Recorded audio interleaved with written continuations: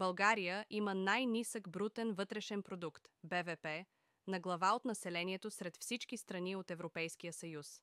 Според данни от Евростат, през 2020 година, близо 23% от населението на България беше под прага на бедността.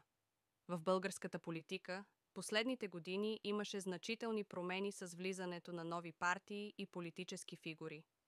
През 2021 година в България се проведоха парламентарни избори, които доведоха до формирането на ново правителство.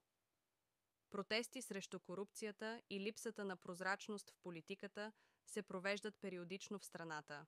България е класирана като една от най-корумпирани страни в Европейския съюз според индекса за корупцията на Transparency International.